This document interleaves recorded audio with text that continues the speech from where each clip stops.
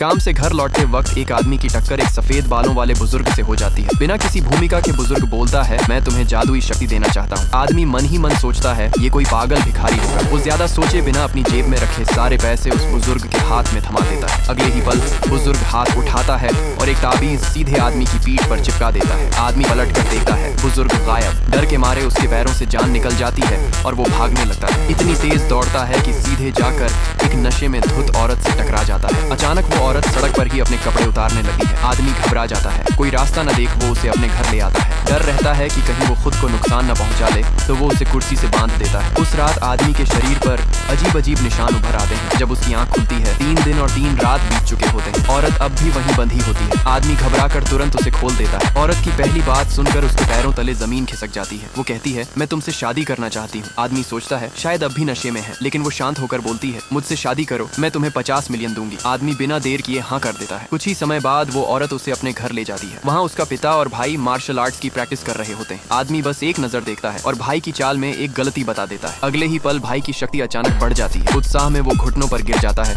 और आदमी को गुरु मान लेता है। वो परिवार की मार्शल आर्ट्स की पुरानी किताब उसे सौंप देता है। हैरानी की बात ये, आदमी सिर्फ एक बार देखकर सब सीख लेता है। भाई सबके सामने ऐलान करता है, ये आदमी साधारण नहीं, ये असली मास्टर है। लेकिन पिता अब भी यकीन नहीं करता। भाई परिवार की 300 साल पुरानी तलवार लाता है, जिसे आज तक कोई नहीं निकाल पाया। आदमी हाथ बढ़ाता है और बिना जोर लगाए तलवार बाहर खींच लेता है। पूरा परिवार सन्न रह जाता है। अगले ही पल पिता जमीन पर झुककर उसे बड़ा भाई कहता है। उसी पल सब समझ जाते हैं ये आदमी साधारण नहीं है। पार्ट 2 देखना है तो कमेंट करो।